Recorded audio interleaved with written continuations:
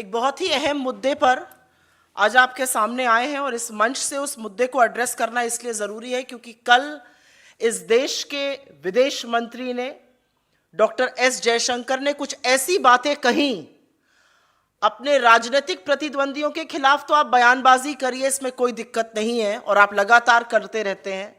वो कई बार फूहड़ होती है, वो कई बार इम्मच्योर होती है, उससे भी दिक्कत नहीं है। लेकिन जो आपने कल चीन को लेकर एजेंसी को एक दिए अपने वक्तव्य में बोला, वो वाकई में चिंताजनक है। और वो चिंताजनक इसलिए है क्योंकि आपने एक तरह से भले राहुल गांधी का अपमान करने की कोशिश की हो, आपने अपमान तो भारतीय सेना, उनके शौर्य और उनके पराक्रम का किया और इस देश की भूभागीय अखंडता पर एक बहुत बड़ा सवाल उठा दिया। उनका कहना था और मैं यहां पर कोट करती हूं, they meaning China is the bigger economy, we are the smaller economy, we can't go and pick a fight with them. 20 जवानों की शहादत हुई है 2020 में गलवान वैली में और हमारे देश के विदेश मंत्री कह रहे हैं क्योंकि हम छोटी अर्थव्यवस्था है तो हम बड़ी अर्थव्यवस्था को अटैक नहीं कर सकते, चीन आपके घर में घुसकर बैठा है। और ये कौन बोल रहा है? एक हमारे यहां लोकोक्ति होती है, उसका बड़ा पॉपुलर सेइंग है, वो सूप तो सूप बोले छलनी जिसमें 72 छेद। क्योंकि इसी इंटरव्यू में उन्होंने और डींग हाँकते हुए बोला कि मैं लॉन्गेस्ट सर्विंग चीन में भारतीय का राजदूत रहा हूं, longest serving Indian ambassador in China. यह डींग भी उन्होंने हाकी। तो यह कह देना कि हम छोटी इकोनॉमी है, हम बड़ी इकोनॉमी को जाके अटैक थोड़ी कर देंगे। आप क्या कर रहे हैं भारतीय सेना के शौर्य पराक्रम, उनके हौसले के साथ? आपको क्या कहना है उन सैनिकों का जो बर्फ में, आंधी में, गर्मी में, बरसात में खड़े होकर हमारी भूभागीय अखंडता का, हमारे बॉर्डर्स की सुरक्षा करते हैं, कि हम छोटी इकोनॉमी है? उस तरह से तो महा पावर्स के सामने विश्व के छोटे देशों को लड़ना ही नहीं चाहिए। हर सैनिक जो वहां पर खड़ा है उसका हौसला तोड़ने का काम विदेश मंत्री एस जयशंकर जी ने किया है। और मैं ये जरूर बोलना चाहती हूं क्योंकि यह सबसे विवादित बयान चीन पर आज तक किसी मंत्री ने दिया है। मैं पूछना चाहती हूं उनसे, वो दंभ भरते हैं ना किस चीज का, कि वो longest serving Indian ambassador in China थे। तो उनसे 2-3 सवाल हैं। पहला सवाल यह है कि आप और आपके आका चीन का नाम क्यों नहीं लेते? आप लॉन्गेस्ट सर्विंग है भैया, यह भी बता दीजिए अप्रैल 2020 की यथावत स्थिति कैसे बनेगी? आप यह भी बता दीजिए कि 20 जाबाजों की शहादत के बाद आप चीन से लगातार व्यापार बढ़ाते जा रहे हैं। $100 बिलियन का ट्रेड डेफिसिट है, 20% हमारा एक्सपोर्ट है। तो एक तरह से तो हम चीन की आर्मी को फंड कर रहे हैं अतिक्रमण करने के लिए। लेकिन क्योंकि उन्होंने काफी सारे हैट्स पहने हुए हैं और उन्होंने one of the hats describe किया कि मैं लॉन्गेस्ट सर्विंग एम्बेसडर हूं, मेरे 6 पॉइंटेड सवाल हैं उनसे। As the longest serving ambassador China का, सबसे ज्यादा वक्त तक चीन में भारत के राजदूत रहने के तौर पर, वो जो चीनी अग्रेशन की फोटो आती हैं, जो खबरें हैं कि हमारी 2000 स्क्वायर किलोमीटर की जमीन पर चीन ने अतिक्रमण किया हुआ है, उसके बारे में वो क्या कहेंगे? वो यथावत स्थिति अप्रैल 2020 के बारे में क्या कहेंगे? और वो क्या कहेंगे कि हमारे पेट्रोलिंग पॉइंट्स अब हमारी बफर जोन बन चुके हैं, पेट्रोलिंग पॉइंट 10, 11, 12, 13, 14, 15, 16 तक। वो क्या कहेंगे जो पुल बनते जा रहे हैं?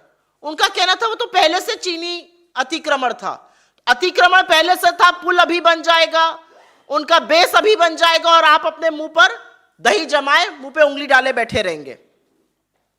जो सबसे ज्यादा लंबे समय तक चीन में भारत के राजदूत रहे, क्या उन्होंने प्रधानमंत्री को यह एडवाइस किया था कि वो पूरे देश के सामने, पूरे पार्लियामेंट के सामने यह झूठ बोले कि कोई घुसा हुआ नहीं है, जबकि हमारे 20 जाबाजों की शहादत हुई थी? जो सबसे लंबे भारत के चीन में राजदूत रहे, जयशंकर जी से यह पूछना है कि क्या जो चीन पैंगोंग लेक पर, डोकलाम में ब्रिजेस बना रहा है, फोर्टिफाई कर रहा है, उस पर वो चुप रहेंगे? क्या उनकी एडवाइस है कि ये सरकार चुप रहे और ध्यान भटकाए? जो लॉन्गेस्ट सर्विंग एम्बेसडर इंडिया के चीन में रहे, उनसे यह पूछना है, चीन एक रेलवे लाइन बना रहा है, इससे क्या हमारी भूभागीय अखंडता पर खतरा नहीं है? क्या डीबीओ पर जो जंक्शन चीन के अतिक्रमण पे उससे खतरा नहीं है? और एक बात जरूर पूछनी है लॉन्गेस्ट सर्विंग इंडियन एम्बेसडर चीन से कि आप ही के फॉरेन सेक्रेटरी चिंता जता रहे थे अनमैनेजेबल $100 बिलियन के ट्रेड डेफिसिट पर, उनसे भी कुछ कह दीजिए। इंटरव्यू देना और वहां पर डींगे हाँकना बड़ी बात है, 1 घंटा 41 मिनट का आपने राष्ट्र के नाम संदेश दिया, लेकिन इन सवालों का भी जवाब दे दीजिए, क्योंकि आप दंभ भरते हैं कि आप चीन में भारत के सबसे लंबे समय तक बने रहे राजदूत हैं। और एक चीज, ना मैं ये मजाक से कह रही हूं ना मैं हल्केपन में कह रही हूं, एक स्टॉकहोम सिंड्रोम होता है। आपको अपने ही जिसने आपके साथ गलत बर्ताव किया उसी से प्यार हो जाता है, स्टॉकहोम सिंड्रोम होता है। स्पेशली किडनैपिंग में इसका बड़ा यूज होता है। क्या जयशंकर जी स्टॉकहोम सिंड्रोम से ग्रसित हैं? सवाल ये सारे चीन पर पूछने चाहिए, लेकिन आप और आपके आका जब मौका मिलता है शी जिनपिंग की गलबैयां करने लगते हैं, गले लगने लगते हैं, लाल आंख दिखाने के बजाय लाल शर्ट पहनकर स्वागत में खड़े हो जाते हैं। तो क्या आप स्टॉकहोम सिंड्रोम से सफर करते हैं? ये सवाल चीन पर पूछे जाएंगे। और क्योंकि आपने कुछ झूठ बोले गए और लगातार आपके लोग ये झूठ बोलते हैं, तो उस झूठ का भी मैं चीन पर पर्दाफाश कर देती हूं यूपीए सरकार को लेकर। क्या यह सच नहीं है कि 50 साल 1967 के बाद 87 में एक इंसिडेंट को छोड़कर लगातार स्टेबिलिटी और पीस बॉर्डर पे बनी रही, और लगातार पिछले 3 सालों में चीनी अतिक्रमण हो रहा है, इनकर्जन हो रहा है, चाहे वो लद्दाख में हो, चाहे वो अरुणाचल में हो, चाहे वो नेपाल के रास्ते से हो? क्या यह सच नहीं है कि यूपीए गवर्नमेंट ने एक्टिव इंफ्रा पॉलिसी और रोड्स टनल्स बनाने के लिए 2006 में पॉलिसी बनाई थी, और यह श्याम सरन टास्क फोर्स 2006 में बना था, और बहुत सारी चीजें इसकी 2014 तक खत्म हो गई थी? क्या यह सच नहीं है कि इंडियन नेवी ने US Navy near East China Sea में 2007, 2009, 2011 और 2014 में एक्सरसाइजेस किए थे? क्या यह सच नहीं है कि कांग्रेस गवर्नमेंट ने 50,000 स्ट्रॉन्ग नई 2 माउंटेन डिवीजन सैंक्शन करी थी? और क्या यह सच नहीं है कि कांग्रेस गवर्नमेंट ने 4 एडवांस्ड लैंडिंग ग्राउंड चुशूल में, फुकचे में, डेमचौक में, दौलत बेग ओल्डी में सैंक्शन किए थे? और अगर यह सब सच नहीं है तो यह सब चीजें कैसे बन गई 2014 तक? 2014 तक तो ना आप थे और ना आपके आका थे। तो झूठ बोलना कूटनीति का तंत्र नहीं हो सकता है। आपने भारत की फॉरेन पॉलिसी को एक कारोबारी को कारोबार दिलाने के लिए, जिसको आप अपने साथ अपने हवाई जहाज पर लेके घूमते हैं, अलग अलग देशों में जाते हैं, चिरौरी करते हैं, भैया इनको कारोबार दे दो। आपने भारत की फॉरेन पॉलिसी को कारोबार दिलाने के लिए, और दूसरा आपने भारत की फॉरेन पॉलिसी को फोटो अपॉर्चुनिटी, कभी शहनाई सुनते हुए, कभी झूले पर पींग लगाते हुए, कभी लाल शर्ट में अपना खाना छोड़ के लपक के जी हजूर करते हुए आपने भारत की कूटनीति को उस पर रिड्यूस कर दिया है। और इसी के कारण मैं कहती हूं कि आप भारत के सबसे ज्यादा फेल्ड फॉरेन मिनिस्टर हैं। और बिना तथ्यों के नहीं कह रही हूं, मेरा आपसे कोई भी निजी झगड़ा नहीं है, मैं आपके ऊपर कोई निजी आक्षेप नहीं लगा रही हूं, लेकिन हां मैं ये जरूर कहती हूं कि आप इस देश के सबसे फेल्ड फॉरेन मिनिस्टर हैं। 2.5 साल हो गए बाइडेन एडमिनिस्ट्रेशन को, अपना आधा एडमिनिस्ट्रेशन पूरा हो चुका है, इंडिया में यूएस का एम्बेसडर नहीं है। यह आपकी फॉरेन पॉलिसी है। ट्रोइका बना था अफगानिस्तान के इशू में, रशिया चाहता था हम उस ट्रोइका में रहें, पाकिस्तान ने मना कर दिया, चीन ने उसकी सहमति करी, हम ट्रोइका में नहीं आ पाए। यह आपकी फॉरेन पॉलिसी है। अगर आप ही की बात मैं मान लूं कि जो होता है इस देश में, जो भी गलत होता है वो इंटरनेशनल साजिश हो रही है, एक इंटरनेशनल कॉन्स्पिरेसी, अगर मैं आप ही की बात मान लूं तो आप क्या कर रहे हैं? अगर इतनी इंटरनेशनल कॉन्स्पिरेसी इस देश में हुई जा रही है तो प्रभु एज फॉरेन मिनिस्टर आप क्या कर रहे हैं? आपका डिपार्टमेंट क्या कर रहा है? कौन सी नैरेटिव सेटिंग आप करने की कोशिश कर रहे हैं? पॉलिटिकल वॉर्स की आप बात कर रहे हैं ना, कौन सा नैरेटिव सेट कर रहे हैं? और नेबरहुड की बात कर लीजिए, पाकिस्तान दौड़े दौड़े प्रधानमंत्री जाते हैं बिन बुलाए, बिरयानी सिवई भगवान जाने क्या खाने। श्रीलंका में चीनी इंटरफेरेंस है, भूटान हमसे दूर हो गया है, बांग्लादेश ने चीन को कॉक्स बाजार में सबमरीन बेस बनाने को कह दिया है। बांग्लादेश आज हमसे इकोनॉमिक पैरामीटर्स में बेटर कर रहा है, चाहे वो पर कैपिटा इनकम हो या जीडीपी ग्रोथ रेट हो। और ये जरूर बताइएगा फॉरेन मिनिस्टर, करीब 2.25 लाख भारतीयों ने 1 साल में, और ये 12 साल में सबसे ऊंचा आंकड़ा है, लगातार लोग भारतीय नागरिकता छोड़ रहे हैं, 2.25 लाख लोगों ने पिछले साल भारत की नागरिकता छोड़ी और भारत का जो पासपोर्ट रैंक है वो 71 से गिरकर 2006 में 85 पर कैसे आ गया? विदेश मंत्री तो आप हैं। इतनी बढ़िया विदेश नीति बनाई कि लोग भारत ही छोड़ देना चाहते हैं। हमारे पासपोर्ट की रैंकिंग गिर रही है।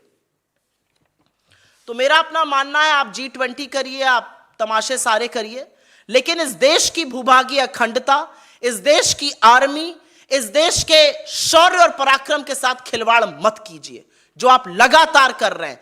झूठ बोलना एक्चुअली चीन का साथ देता है, क्योंकि चीन जब कोर कमांडर मीटिंग में बैठता है तो यही कहता है चीन का PLA कि आपके प्रधानमंत्री वही तो कह रहे हैं कि कोई घुसा हुआ नहीं है। और S जयशंकर जी, इस देश के सबसे फेल्ड फॉरेन मिनिस्टर, लगातार उस बात की पुष्टि कर रहे हैं। I will very briefly make a very small statement in English, because India's most failed foreign minister yesterday in an interview with an agency said that we are the smaller economy and they means China is the bigger economy and we cannot go and pick a fight with them. What exactly does he mean? Is he telling us that we are not capable of protecting our territorial sovereignty? We are not being able to look up to China and ask them questions? What exactly is he trying to do? Because what he's trying to do is essentially break and shake the confidence of our Indian army and demean the valor of our armed forces. People who are standing at the border and defending our territorial integrity do not need to be told that we are the smaller economy and they are the bigger economy and should we pick up a fight with them. What exactly does he mean? This is one of the most blasphemous statements made by any foreign minister. I also want to speak to Mr. Jaishankar and raise a few questions, because he has claimed that he was the longest serving diplomat, longest serving Indian ambassador in China. In that capacity, will you tell us when will status quo ante be restored of April 2020? Why do the Prime Minister and you stay quiet on China? Why have we increased the trade deficit to $100 billion? We are almost funding the Chinese army to do the incursions that they do. As India's longest serving ambassador in China, what do you have to say about all the visuals that come about Chinese aggression? What do you have to say about the supreme sacrifices about our forces? What do you have to say about the 2,000 square kilometers of land on which China has acquired? What do you have to say about the patrolling points which have now become buffer zones? What do you have to say about the brazen military infrastructure being built across the Pangyong Lake or in Doklam? What do you have to say about the railway line being built by China, which is of course a threat to our territorial integrity and our national security? And what exactly do you have to say on steadily increasing trade deficit? Is this your answer to the supreme sacrifice of our brave hearts? And may I also add, you can keep lying and you can keep attacking your political opponents, but do not do this at the cost of national security. Some things are sacrosanct. And I want to bust a few lies here. The border was largely silent for 50 years after 1967, barring an incident in 87. Why are there so many multiple incursions now? The UPA government in 2006 adopted the current active border infra policy. The roads, tunnels actively marketed were mostly planned by the Shamsaran Task Force in 2006. Constructions of roads, tunnels, and high landing grounds for heavy aircraft began in 2008 and was largely completed by 2014. The Indian Navy held excursions with the US Navy near the East China Sea in 2007, 2009, 2011, and 2014. Is it not true that the Congress government sanctioned a 50,000 strong 2 new mountain divisions, stations armored in Ladakh and Arunachal? The Congress government activated 4 advanced landing grounds in Chushul, Demchok, Daulat Beg Oldi, and Phukche. And there are multiple other incidents of this. So foreign policy that you have reduced to a photo op, foreign policy that you have reduced to a chest thumping exercise cannot be reduced to that. Foreign policy is supposed to further the interests of this country. Foreign policy is not supposed to be a tool to manage and allocate projects from foreign countries to one business group, and that's Adani. And last but not the least, मैं अंत में यही कहना चाहूंगी, आप भले लोगों को अटैक करिए, लेकिन बुजुर्गों के पास विजडम होती है, उनके पास एक्सपीरियंस होता है. बहुत दूर जाने की जरूरत नहीं है. अपने ही पिता की बात सुन लीजिए, जिन्होंने 2002 में लिखा था गुजरात के दंगों के बाद कि धर्म का हनन हुआ है गुजरात में, और जिन्होंने मासूम नागरिकों को नहीं बचाया, वो असुर हैं। अपने ही पिता की बात सुनिए, जिन लोगों का डंका आज आप बजा रहे हैं, जिन लोगों का गुणगान आज आप कर रहे हैं, उन्होंने असुरों का काम किया है। ये मेरे शब्द नहीं है, ये आप ही के पिता के शब्द हैं। वो भले बुजुर्ग होंगे, लेकिन विजडम और एक्सपीरियंस ये कहता है कि आप उनकी बात सुनिए।